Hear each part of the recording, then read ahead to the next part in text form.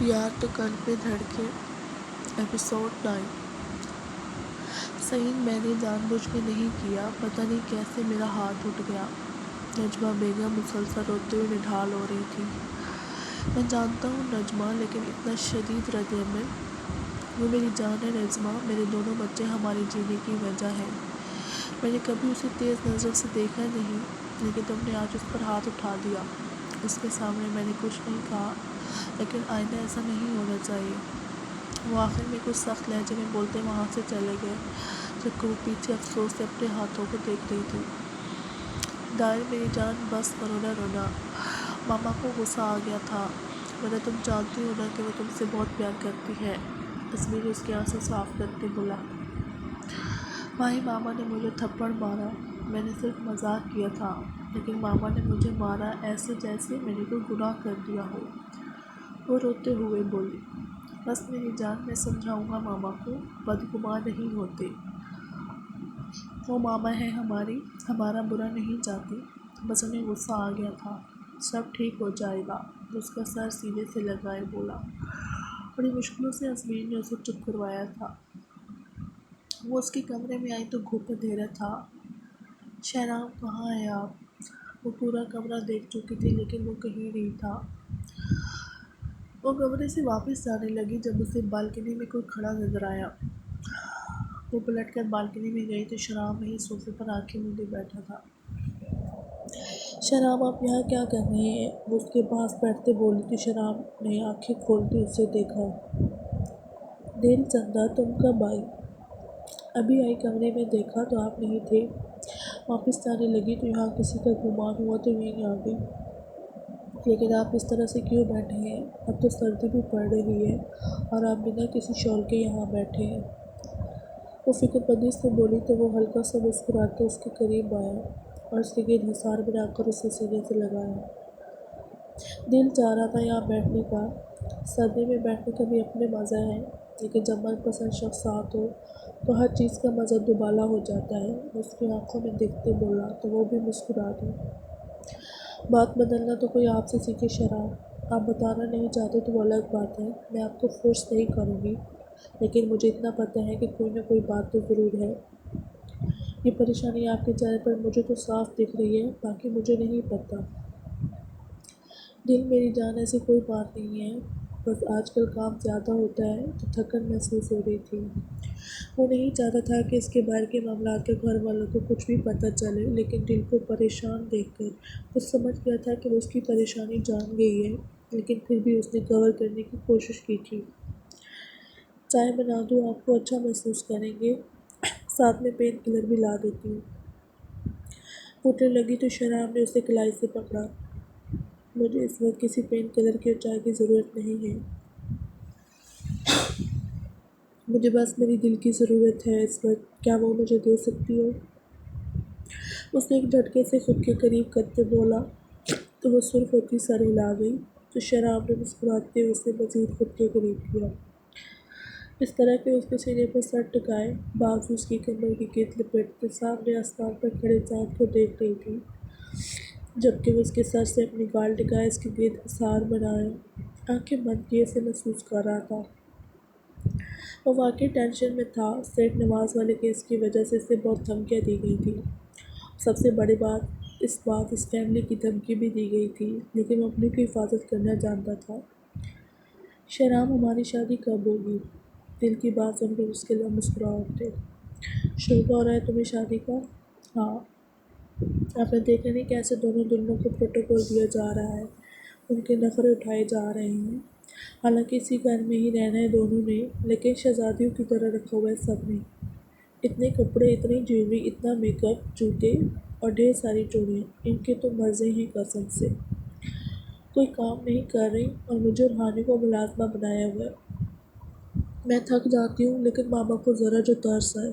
الٹا یہ سننے کو ملتا ہے کہ ابھی سے عادت ہوگی تو اگلے گھر میں پھر کوئی پریشانی نہیں ہوگی۔ لو، یہ بھی کوئی بات ہوئی؟ پتہ ہے، ایک بار دل تو کیا کہ ماما کو بتا دوں کہ میں نے بھی اسی گھر میں رہنا ہے اور ان کا ہونے والا داماد ان کی بیٹی سے بہت پیار کرتا ہے، اسے کوئی کام نہیں کہے گا، لیکن پھر نظر ماما کے جوتوں پر گئی تو زبان گونگ ہو گئی۔ اس کی باتیں سن کر وہ مسلسل مسکرا رہا تھا۔ مطلب ان ساری چیزوں کے لیے میڈم کو شادی کرنی تھی۔ بتائیں نا کب ہوگی ہماری شادی، اور جب مجھے یہ ساری چیزیں ملیں گی؟ حالانکہ چیزوں کی کمی تو اب بھی نہیں تھی اس کے پاس، لیکن وہی لڑکیوں کی عادت۔ جب تمہاری اسٹڈی کمپلیٹ ہو جائے گی تب بات کروں گا بابا اور ماما سے، اور دوسری بات میں کل ہی اپنی زندگی کو مول لے جاؤں گا۔ جس چیز پر میری دل ہاتھ رکھیں گے وہ خریدتے جائیں گے۔ کل تیار رہنا، تھانے سے واپس آ کر شاپنگ کرنے چلیں گے۔ اس کے بال چومتے بولا تو وہ آنکھوں میں چمک لیے اس سے لگ ہوئی اور مسکراتے ہوئے اسے دیکھا۔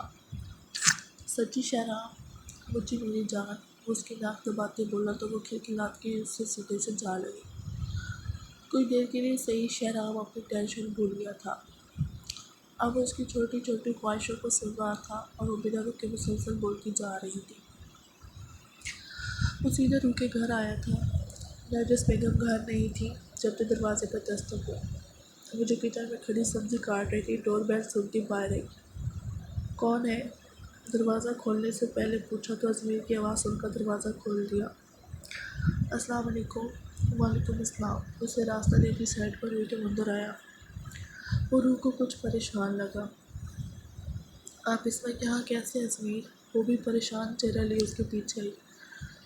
پانی پلا دو روح۔ وہ صوفے پر سر ٹکائے بولا تو وہ فوراً کچن میں گئی اور پانی لا کر اسے دیا۔ اب روح کو بہت ٹینشن ہو رہی تھی۔ پانی کے گلاس سائڈ پر رکھتے ہوئے اس کی طرف مڑی۔ کیا ہوا ہے؟ کوئی پریشانی ہے کیا؟ اس نے بے چینی سے استغفار کیا۔ بس تھوڑا بے چین تھا اس لیے تمہارے پاس چلا آیا۔ آنٹی کہاں ہے؟ وہ کچھ بھی روح کو بتا کر پریشان نہیں کرنا چاہتا تھا۔ کیوں بے چین ہے؟ اس بے چینی کی کیا وجہ ہے؟ روح نے دوسرا سوال اگنور کر دیا تھا۔ آفس کا مسئلہ ہے روح، ڈونٹ وری۔ اس نے ٹالنا چاہا۔ مجھ سے صرف سچ بولے میر، سامنے بھی روح تھی۔ طاہر کو ماما نے آج تھپڑ مارا۔ وہ سر جھکائے بولا۔ واٹ؟ لیکن کیوں؟ جھٹکا تو روح کو بھی لگا تھا۔ وہ جانتی تھی سب گھر والوں کی دائیں میں جان بستی تھی۔ کوئی اونچی آواز میں اسے بات تک نہیں کرتا تھا، کچھ آ کے تھپڑ مارنا۔ تم جانتی تو ہو بچوں جیسی حرکتیں ہیں اس کی۔ کھیل رہی تھی گلی کے بچوں سے اور شرارت کہتی، اس لیے وہ بچہ اپنی ماں کے ساتھ گھر آ گیا شکایت لے کر۔ بات بھی اتنی بڑی نہیں تھی لیکن ماما کا ریئیکشن بہت ہارش تھا۔ لیکن بعد میں انہیں احساس ہو گیا کہ انہوں نے غلط کیا۔ وہ چپ ہوا تو روح نے اس کے کندھے پر ہاتھ رکھتے تسلی دی۔ دائر کیسی ہے؟ بہت رو رہی تھی، مشکل سے چپ کروایا۔ پریشان مت ہو میر، آنٹی بہت جلد منا لیں گی دائر کو۔ آپ کچھ کھائیں گے؟ کچھ لاؤں آپ کے لیے؟ وہ اس کا دھیان بھٹکانے کو بولی۔ تمہیں کھانے کا دل کر رہا ہے لیکن کیا کریں، ابھی حلال نہیں ہوئی تو مجھ پر۔ وہ بے باکی سے بولا تو وہ سست ہوتی چہرہ جھکا لی۔ میر نے جھٹکے سے اسے خود پر گرایا تو وہ پھٹی آنکھوں سے اسے دیکھنے لگی۔ وہ منہ کھولے آنکھیں بڑی بڑی کیے اسے دیکھتی بہت پیاری لگ رہی تھی کہ ازمیر نے بے ساختہ اس کی آنکھوں کو چوم لیا۔ ازمیر کی حرکت پر کوئی سانس تک رو گئی۔ میر کیا کر رہے ہیں؟ پلیز ابھی آ جائیں گی، وہ رہاسی ہوتے بولی لیکن پرواہ کسے تھی وہاں؟ تو اچھی بات ہے، آنٹی کو بھی پتہ چل جائے گا کہ ان کا داماد ان کی بیٹی سے کتنا محبت کرتا ہے۔ اس کے بال سہلاتے بولا، پلیز نا، مجھے اب سانس نہیں آ رہا۔ میں دوں اپنی سانسیں؟ نہیں۔ وہ بدک کر پیچھے ہوئی لیکن ہو نہ سکی۔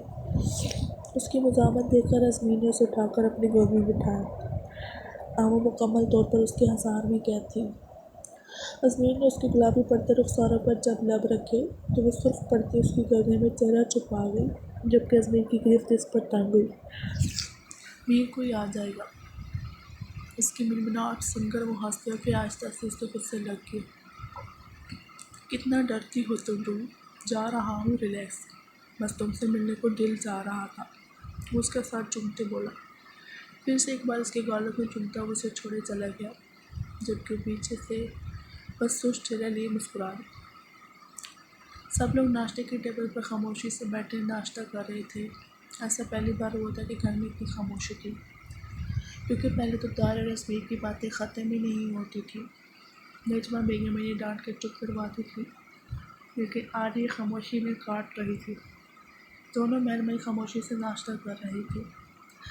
نجمہ بیگم نم آنکھوں سے ان دونوں کو دیکھ رہی تھیں جو سلام کرنے کے بعد بولے تک نہیں تھے۔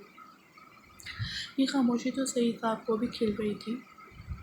پھر نجمہ کو دیکھ کر آنکھوں سے تسلی دی اور سر ہلاتے اٹھ کر دائر کے ساتھ بیٹھی۔ دائر نرمی سے پکارا، جی ماما۔ جواب بھی اتنی نرمی سے آیا، میری بیٹی کیا مجھ سے بہت ناراض ہے؟ اب کی بار دائر کچھ بھی نہ بولا تھا۔ سوری دائر، مجھے تم پر ہاتھ نہیں اٹھانا چاہیے تھا، بہت بری ماما ہوں نا میں۔ وہ روتے بولی تو دونوں بہن بھائی تڑپ کر ان کے پاس آئے۔ ماما پلیز روئی نہیں، میں نہیں ہوں ناراض، بس آپ کو نخرے دکھا رہی تھی، آپ مجھے ایک تو کیا 100 تھپڑ مار سکتی ہیں۔